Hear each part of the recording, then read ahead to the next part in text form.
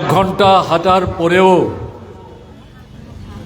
আকস্মিকভাবে প্রশাসনের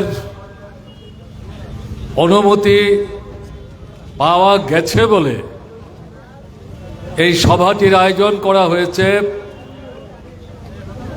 তাতে যারা বয়োজ্যেষ্ঠ শ্রদ্ধাভাজন আমার সমবয়সী এবং অনুজ মহিলা পুরুষ নির্বিশেষে এখানে বসে বা দাঁড়িয়ে যারা শুনছেন, দূর থেকে ব্যবসা চলছে, বাজার হাট চলছে, বাংলা বছর শেষ হতে যাচ্ছে। স্বাভাবিক কারণেই টাকা পয়সার অভাব থাকলেও যার যা সামর্থ্য আছে তা দিয়েও দু চারটা প্রয়োজনীয় সামগ্রী সস্তা কিনবার জন্য চেষ্টা করছেন। তারা আমাদের এই পদযাত্রীদেরকে ক্রয় বিক্রয়ের ফাঁকেও অভিনন্দিত করেছেন এবং আমার বিশ্বাস তারাও হয়তো আমাদের দু চার কথা শুনবার জন্য কান পেতে থাকবেন। আপনাদের সবাইকে ত্রিপুরা বামফ্রন্ট কমিটির পক্ষ থেকে এবং ভারতের কমিউনিস্ট পার্টি মার্ক্সবাদীর ত্রিপুরা রাজ্য কমিটি, ধর্মনগর বিভাগীয় কমিটির পক্ষ থেকে আন্তরিকভাবে প্রীতি, শুভেচ্ছা, অভিনন্দন জানাচ্ছি। এই সবার জন্য আমি প্রস্তুত ছিলাম না। যাই হোক, দীর্ঘ সময় নিয়ে কথা বলার চেষ্টা আমি করব না। খুব সংক্ষেপে প্রাসঙ্গিক দু চারটি বিষয়ের প্রতি আপনাদের দৃষ্টি আকর্ষণ করব। রাজ্যের অবস্থা কি? জিনিসপত্রের দরদাম বাড়ছে সারা দেশে এবং ত্রিপুরাতেও। টাকার দাম কমছে সারা দেশে এবং আমার ধারণা এই বিজেপি শাসনে স্বাধীনতার পর আমাদের দেশের টাকার দাম সবচাইতে তলানিতে এসে দাঁড়িয়েছে। সেই টাকার দাম স্বাভাবিক নিয়মেই ত্রিপুরাতেও কমছে। কাজ নাই।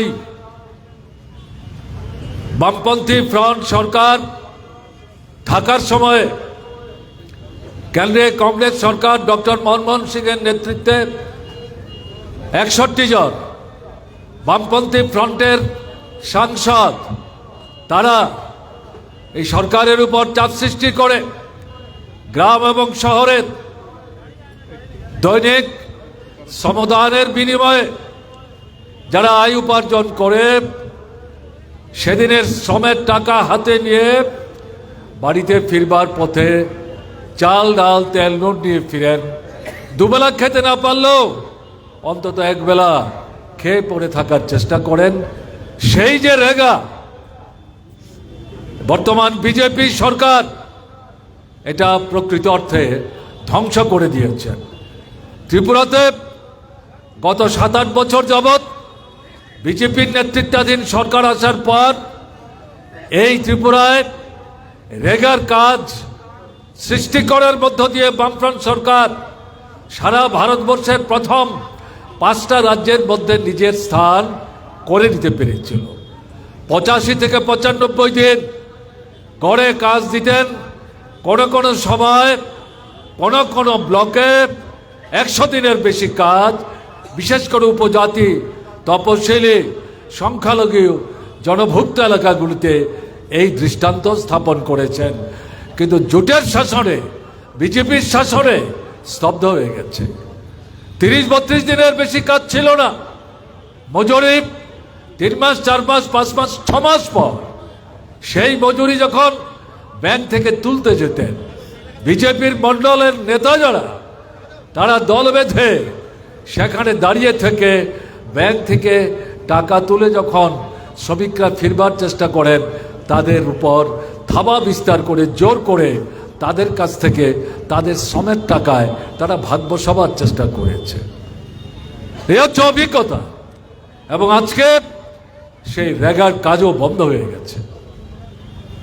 সারা ভারতবর্ষের মধ্যে একমাত্র ত্রিপুরায় বামফ্রন্ট সরকার শহরের নগরের যারা গরিব শ্রমজীবী অংশের মানুষ, শহরে কংগ্রেস সরকার রেগা চালু করেনি, দাবি ছিল আমাদের। এই পরিস্থিতিতে ত্রিপুরায় নগর এলাকার মধ্যে বামফ্রন্ট সরকার টুয়েব চালু করে রেগার আদলে প্রায় 75 থেকে 75 দিন 85 দিন ত্রিপুরায় বছরে কাজ হতো, মজুরি রেগার সমান।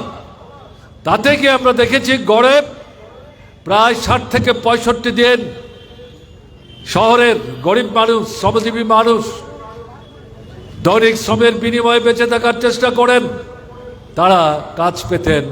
এটাও এই বিজেপি সরকারের দৌলতে প্রকৃত অর্থে বন্ধ হয়ে গেছে।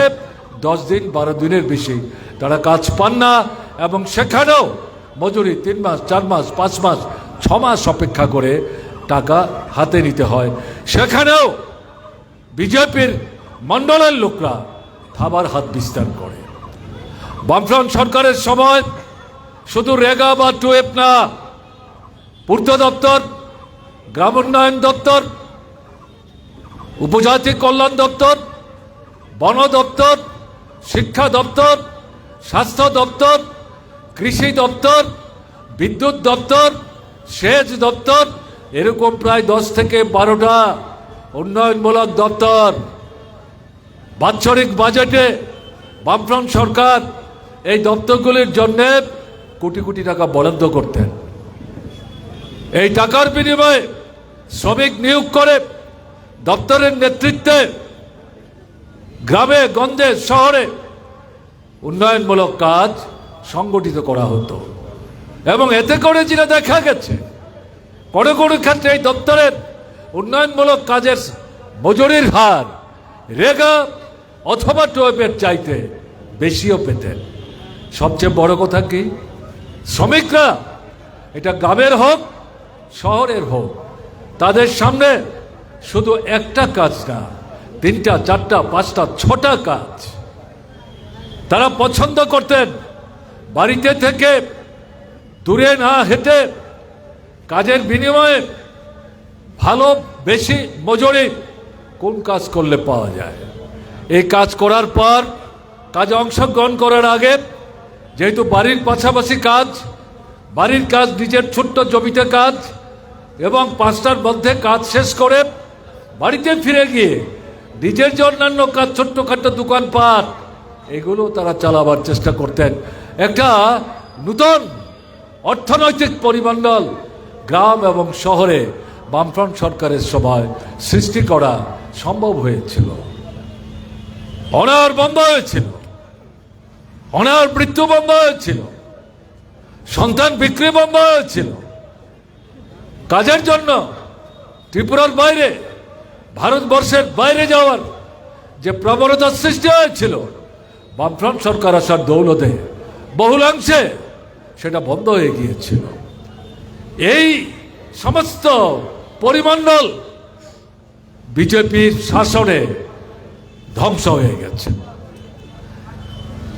বেকার কাজ নাই। 2018 বিধানসভার নির্বাচনে দেশের প্রধানমন্ত্রী, তিনি এখনো প্রধানমন্ত্রী, ঘুরে ঘুরে ত্রিপুরার বিশেষ করে যুবকদেরকে বিভ্রান্ত করবার জন্য মিথ্যা তথ্য উপস্থিত করে বলেছিলেন বামফ্রন্ট সরকারের দৌলতে সেই সময় 50,000 নাকি শূন্য পদ, প্রকৃত অর্থে এই সংখ্যা ছিল 16 থেকে 17,000। এটাও বামফ্রন্ট সরকার প্রত্যেক বছর 2টো করে সভা করে অগ্রাধিকারের ভিত্তিতে দপ্তর ঠিকভাবে চালাবার জন্যে শূন্য পদগুলো পূরণ করার ক্ষেত্রে বামফ্রন্ট সরকার উদ্যোগ নিতেন।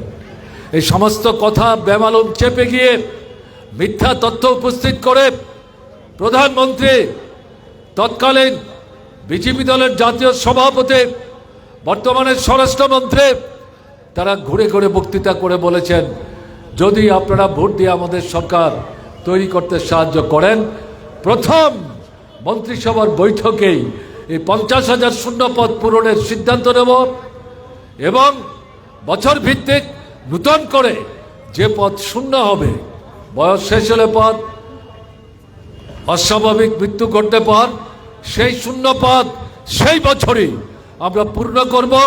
1 বছরের শূন্য পদ টেনে আমরা পরের বছরে নিয়ে যাব না। অভিজ্ঞতা কি? এবং তার সঙ্গে তারা বলেছিলেন ঘরে ঘরে যেখানে সরকারি কর্মচারী নাই, অন্য কোনো আয় উপার্জনের ব্যবস্থা নাই, শিক্ষিত অর্ধশিক্ষিত এরকম যারা, তাদেরকে অন্তত একটা করে চাকরির ব্যবস্থা আমরা করব। আপনাদের অভিজ্ঞতা কি? যারা আমার সামনে বসে কথা শুনছেন, দূর থেকে যারা কথা শুনছেন, আমি বিশেষ করে এখনো যারা বিজেপির পতাকা নিয়ে প্রলোভনের ফাঁদে পা দিয়ে এদের পেছনে ছুটবার চেষ্টা করছেন, তাদের দৃষ্টি আকর্ষণ করে আমি বলতে চাইছি, কোথায় 50,000 শূন্য পদ পূরণ?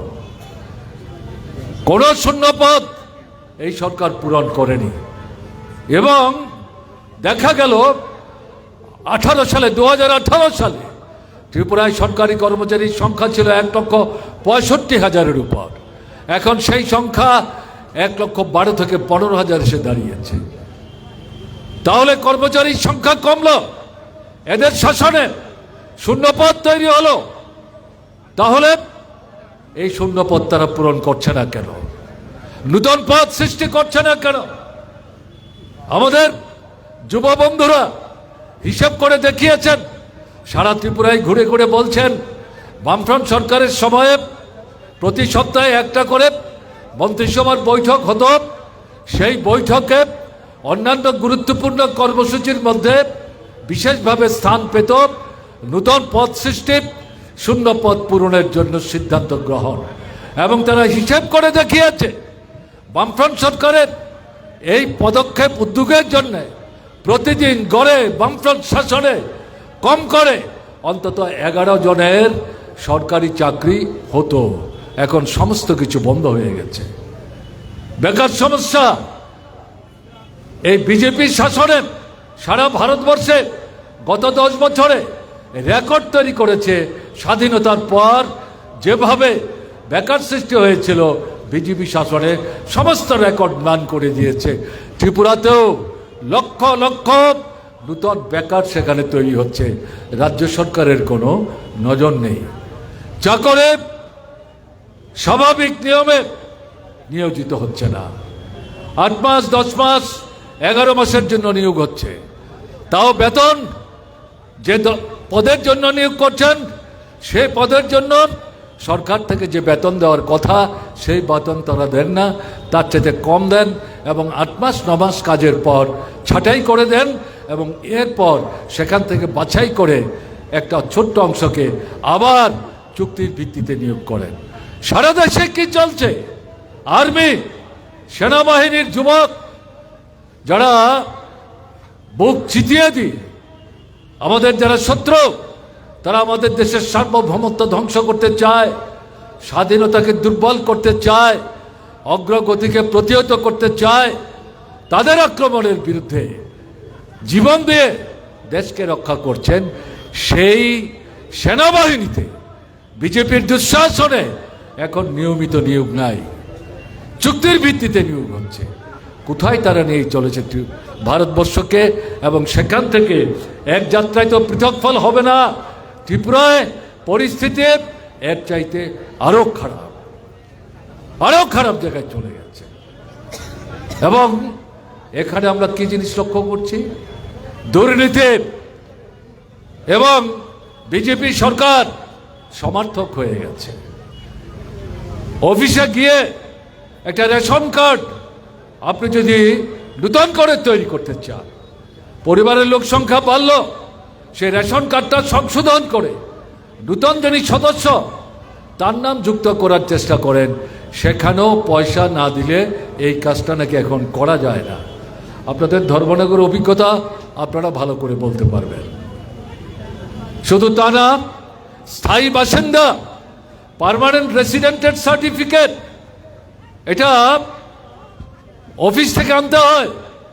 সেই সার্টিফিকেট আনতে গিয়েও 7 দিন 10 দিন 15 দিন অপেক্ষা করতে হয়, ঘুরতে হয়। সেখানেও নিচের তলায় পয়সা না দিলে সেখানে এই সার্টিফিকেট হাতে আসে না, তার জন্য 1 মাস 1.5 মাস অপেক্ষা করতে হয়। আমি সাধারণ এই দুটো দৃষ্টান্ত এখানে উপস্থিত করার চেষ্টা করলাম। এরকম একটা জায়গায় ত্রিপুরায় বিজেপির দুঃশাসনে ত্রিপুরা চলে গেছে। মায়েদের বোনেদের বিরুদ্ধে বর্বরোচিত আক্রমণ সংঘটিত হচ্ছে।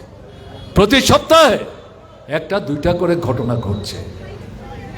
মহিলাদের উপর বর্বরোচিত আক্রমণ সংঘটিত করার পর খুন করে রাস্তায় ফেলে দিয়ে চলে যাচ্ছে। এর বিরুদ্ধে প্রতিবাদ ধ্বনিত হচ্ছে। থানায় যাচ্ছেন, অধিকাংশ থানায় মামলা রুজু করতে না দিয়ে পরামর্শ দিচ্ছেন, কেন ঝামেলা বাড়াচ্ছেন, আমাদেরকে অসুবিধায় ফেলছেন, মণ্ডলের নেতাদের কাছে যান, কথা বলে মীমাংসা করে নিন, মামলা করবেন, চলবে, পয়সা খরচ হবে, আবার আপনাদের উপর চাপ বাড়বে, আমাদেরও সমস্যা হবে, কি লাভ হবে? এই হচ্ছে দেশের আইন শৃঙ্খলা পরিস্থিতি। এরকম একটা জায়গায় বিজেপির দুঃশাসনে ত্রিপুরা চলে গেছে। এই কাহিনী বললে ঘন্টার পর ঘন্টা বলা যাবে। আমি প্রথমেই শুরু করেছি, অল্প সময়ে 2-4 কথা বলব। মানুষ যাতে প্রতিবাদ করতে না পারে, প্রশ্ন করতে না পারে। 18 নির্বাচনে তোমরা যা প্রতিশ্রুতি দিয়েছিলে 293টা, তার থেকে 10টা বাছাই করে তোমাদের প্রতিশ্রুতির যে পুস্তিকা তার প্রথম পৃষ্ঠায় তোমরা দিয়েছিলে, শিক্ষক কেরানি কর্মচারী সপ্তম পে কমিশনের সমস্ত সুযোগ পাবে, ঘরে ঘরে চাকরি হবে, শূন্যপদ পূরণ হবে, রেগার 200 দিন কাজ হবে, ন্যূনতম 340 টাকা মজুরি হবে। আমি কয়েকটা উল্লেখ করলাম। আপনারা যারা শুনছেন আমার কথা, এই 8 বছরে আপনাদের যে অভিজ্ঞতা, ধর্মনগর সহ একটা প্রতিশ্রুতি কার্যকরী করেছে? করেনি। এরা জানে প্রশ্ন উঠবে, প্রতিবাদ ধ্বনিত হবে, আন্দোলন সংগ্রাম সংগঠিত হবে। তাই মানুষ যাতে কথা বলতে না পারে, প্রশ্ন করতে না পারে, আন্দোলন যাতে সংগঠিত করতে না পারে, তাহলে গণতন্ত্রের উপর আক্রমণ তারা সংগঠিত করেছে। মিছিল, মিটিং, সভা সমাবেশ তারা পারমিশন দেয় না। মার্ক্সবাদী কমিউনিস্ট পার্টির অফিস খুলতে দেয় না।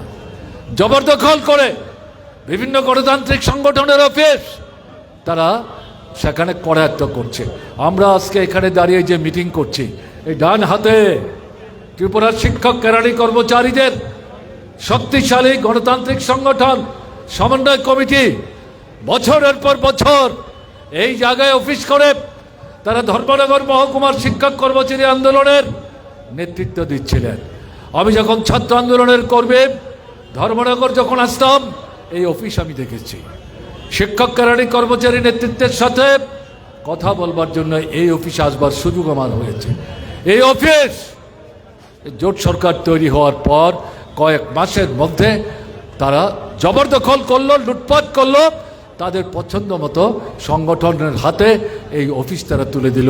এটা গল্প না, চোখের সামনের ঘটনা, দৃষ্টান্ত আমি আপনাদের সামনে উপস্থিত করার চেষ্টা করছি। এরকম একটা জায়গায় এরা তারপরেও যখন নিশ্চিত হতে পারছে না, ভোটকে প্রহসনে পরিণত করেছে।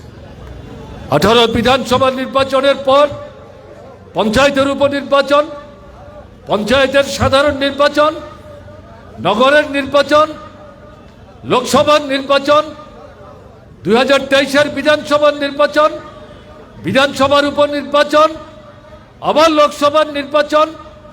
ত্রিপুরার নির্বাচক মণ্ডলীর ধর্মনগর সহ বিরাট অংশ স্বাধীনভাবে তার পছন্দের প্রার্থীকে ভোট দেওয়ার যে অধিকার সংবিধান স্বীকৃত, সে অধিকার তারা প্রয়োগ করতে পারেননি। মণ্ডলের লোকরা মাসলম্যান, তাদেরকে টাকা দিয়ে ভোটের আগে বাহিনী হিসেবে তৈরি করে ব্যবহার করার চেষ্টা করেছে। নিশ্চিত ভোটার যারা বামফ্রন্টের, তাদেরকে বাড়ি থেকে বেরোতে দেয়নি, এলাকা থেকে ভোটদান কেন্দ্রে যেতে দেয়নি। তারপরেও যারা ভোট দিতে গেছেন বাছাই করে তাদেরকে এই ভোটের লাইন থেকে সরিয়ে দিয়ে তাদের ভোটাধিকার হরণ করে তাদের এই মুসলমানরা বাহুবলীরা ইচ্ছা মতো বিজেপির প্রার্থীকে ভোট দিয়েছে। তারপরেও যখন নিশ্চিত হতে পারছে না, ভোট গণনা কেন্দ্র জবরদখল করে লণ্ডভণ্ড করে তাদের জয় তারা নিশ্চিত করেছে। সারা ত্রিপুরার মধ্যে নির্বাচনকে তারা প্রহসনে পরিণত করেছে। এই যে পরিস্থিতি, এই পরিস্থিতি ত্রিপুরার মানুষ চান না, ধর্মনগরের মানুষও চান না। আগরতলার পর ধর্মনগর ত্রিপুরার দ্বিতীয় বৃহত্তম শহর। ভারতবর্ষের অন্য এলাকা থেকে ত্রিপুরায় ঢুকতে গেলে পর আসামের সীমানা অতিক্রম করে ধর্মনগর হয়েই মানুষকে ত্রিপুরায় প্রবেশ করতে হয়। এই ধর্মনগর শিক্ষা, সংস্কৃতি এবং একতা, সংহতি, সম্প্রীতি তার একটা দৃষ্টান্তমূলক মহকুমা হিসাবে চিহ্নিত হয়েছে। এখন কি দেখা যাচ্ছে? আমি তো বলছিলাম দুর্নীতি প্রশাসন সমর্থক মুসলমানদের বিরুদ্ধে ভারত ত্রিপুরার অন্যান্য জায়গার মতো ধর্মনগর এবং তার সংলগ্ন এলাকায় সবচাইতে বেশি আক্রমণ বিজেপি, বিশ্ব হিন্দু পরিষদ, বজরং দল পরিকল্পিতভাবে সংগঠিত করছে। এরকম তো ত্রিপুরায় ছিল না। হিন্দু, মুসলমান, বৌদ্ধ, খ্রিস্টান হাত ধরাধরি করে একসাথে আমরা চলতাম। এবং এখানেই শেষ না, উপজাতি থেকে বাঙালি, বাঙালি থেকে উপজাতিদেরকে বিচ্ছিন্ন করার চেষ্টা চলছে এবং আমাদের রাজ্যের একতা সংহতিকে তারা ধ্বংসের কিনারায় নিয়ে গেছে। এই পরিস্থিতি থেকে আমাদের বিশ্বাস, ধর্মনগরের মানুষ মুক্তি চান, ত্রিপুরার মানুষ মুক্তি চান, কিন্তু তাদের সামনে তো এখন বিধানসভার কোনো ভোট নেই। ধর্মনগরের বিধানসভা কেন্দ্রের উপনির্বাচন, তাই ধর্মনগর বিধানসভা কেন্দ্রে যারা নির্বাচক মণ্ডলী, আপনাদের সামনে একটা সুযোগ উপস্থিত হয়েছে। এই যে অরাজকতা চলছে, দুঃশাসন চলছে, দুর্নীতি চলছে, সমস্যার কোনো সীমা নাই, নূতন নূতন সমস্যা তৈরি করছে, এর পরিসমাপ্তি আপনারা চান। আপনারা শান্তি চান, সুস্থিতি চান, সম্প্রীতি চান এবং কাজ চান, মজুরি চান, লুণ্ঠন বন্ধ চান, মহিলার আপনার কন্যা সন্তান তার ইজ্জত সুরক্ষিত হোক আপনারা চান। হিন্দু, মুসলমান, বৌদ্ধ, খ্রিস্টান, উপজাতি, অনুপজাতি ঐক্যবদ্ধভাবে সম্প্রীতি বজায় রেখে ধর্মনগরের মানুষ আমরা এগিয়ে যেতে চাই। এই যে প্রত্যাশা আপনাদের মনের মধ্যে জমা হয়েছে, এই বিধানসভার উপনির্বাচনের সুযোগ নিয়ে প্রথমত ধর্মনগরের অভ্যন্তরীণ এই পরিস্থিতি থেকে নিস্তার পাওয়ার জন্যে বামফ্রন্টের মনোনীত সিপিআইএম প্রার্থী অমিতাভ দত্তকে কাস্তাতরী তারকা চিহ্ন ভোট দেওয়ার জন্যে আপনাদের কাছে আমি বিশেষভাবে আবেদন জানাচ্ছি। এবং যে কথা বলবো, যদিও এটা ধর্মনগর বিধানসভা কেন্দ্রের উপনির্বাচন, সমস্যা যেগুলো বললাম শুধু ধর্মনগরের বিচ্ছিন্ন সমস্যা না, সারা ত্রিপুরার সমস্যা। ত্রিপুরার মানুষ 2023-এর নির্বাচনে বিজেপিকে পরাস্ত করত, ত্রিপুরা মাথা তাদেরকে বাঁচিয়ে দিয়েছে। ত্রিপুরার অন্যান্য অংশের মানুষের কাছে ধর্মনগরে বামপন্থী ফ্রন্টের সিপিআইএম প্রার্থীকে জয়যুক্ত করার মধ্য দিয়ে বার্তা পাঠান। ধর্মনগর যেভাবে রুখে দাঁড়াচ্ছে, অধিকার আদায় করবার চেষ্টা করছে, একটা ব্যাপক বিস্তৃত আন্দোলনের ক্ষেত্র প্রসারিত করবার চেষ্টা করছে, এই ধর্মনগর থেকে শিক্ষা নিয়ে উৎসাহিত হয়ে, অনুপ্রাণিত হয়ে ত্রিপুরার বিভিন্ন মহকুমায় মহকুমায় আপনারাও সংগঠিত হন, ঐক্যবদ্ধ হন, গণতন্ত্রের শক্তি, সম্প্রীতির শক্তি সমাবেত করুন। যারা দুঃশাসন করছে, প্রত্যক্ষ পরোক্ষভাবে দুর্নীতির রাজত্ব কায়েম করেছে, গণতন্ত্রকে ধ্বংস করেছে, ভোটের অধিকার হরণ করেছে, তাদের কোণঠাসা করুন, রাজনীতিগতভাবে তাদের পরাস্ত করুন। সামনের দিনে ত্রিপুরায় একটা নূতন পরিমণ্ডল তৈরি করার মধ্য দিয়ে গোটা ভারতবর্ষের বিজেপি শাসনে যে দুঃশাসন চলছে তার থেকে ভারতবর্ষ এবং ত্রিপুরাকে মুক্ত করার জন্য আপনারাও এগিয়ে আসুন। এই আহ্বান ধর্মনগর বিধানসভা কেন্দ্রের নির্বাচক মণ্ডলে অমিতাভ দত্তকে জয়যুক্ত করার মধ্য দিয়ে আপনারা জানাবেন, এটাই আমার দৃঢ় বিশ্বাস।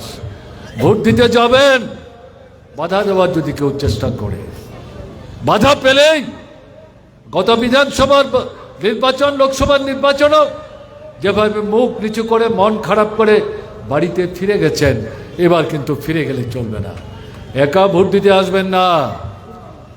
আপনার যে পাড়া পরিবারের লোক, পাশের বাড়ির লোক, তাদেরকে করে একসাথে করে মিছিল করে ভোট দিতে আসুন। যদি কেউ বাধা দেওয়ার চেষ্টা করে, চোখে চোখ রাখুন, মুখের দিকে তাকান, কোমরে হাত দিয়ে জিজ্ঞেস করুন আপনারা কারা। আমি ভোট দিতে যাব, এটা আমার সাংবিধানিক অধিকার। আপনাকে কে অধিকার দিল আমার ভোটের অধিকার হরণ করবার জন্যে? কোন অধিকার করছেন এটা? আমার ফসলের সমস্ত যা কিছু লুটপাট করে নিয়ে গেছেন, পুকুরে বীজ ঢেলে মাছ নষ্ট করে দিয়েছে, হাঁস মুরগি পালন কেন্দ্র থেকে জবরদস্তি করে হাঁস মুরগি নিয়ে গেছেন। পাড়ায় অথবা শহরে একটা ছোট্ট চা পানের দোকান, যেহেতু বামফ্রন্টকে সমর্থন করি, চোখ কান বন্ধ করে অন্ধের মতো আপনাদের দুঃশাসনকে সমর্থন করি না, সেই দোকানটাও তালাবন্ধ করেছেন, না হয় লুট করে নিয়ে গেছেন।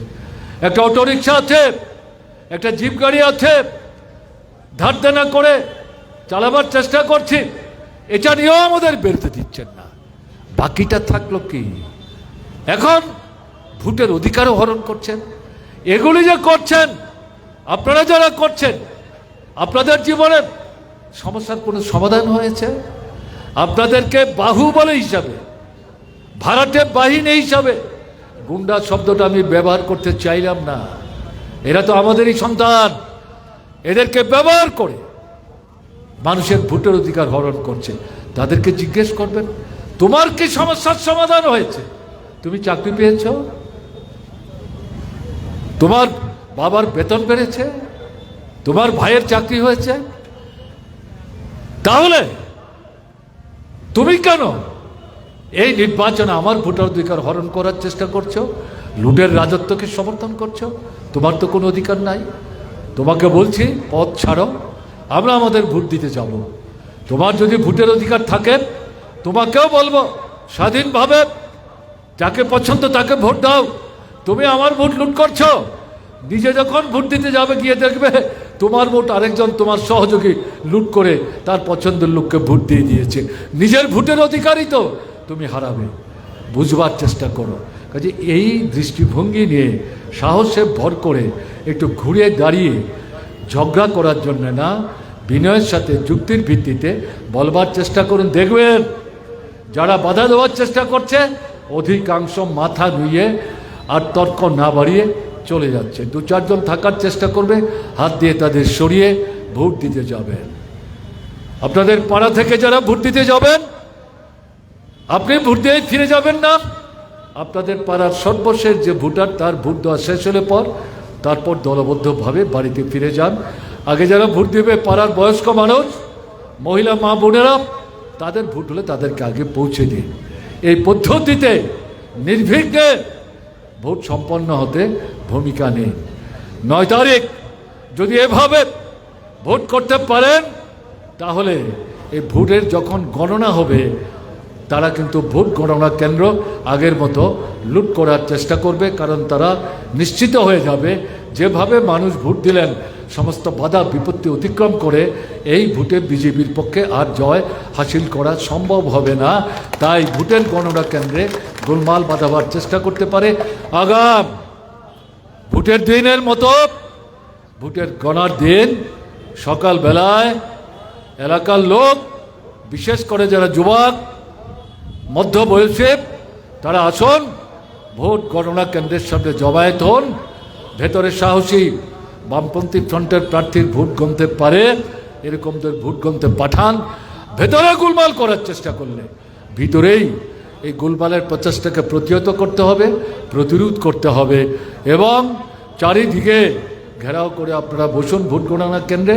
ভোট শেষ হলে পর জয়ের ফসল হাতে নিয়ে বাড়িতে ফিরবেন। এই দৃষ্টিভঙ্গি যদি নিতে পারেন তাহলে আপনাদের জয় কেউ রুখতে পারবে না।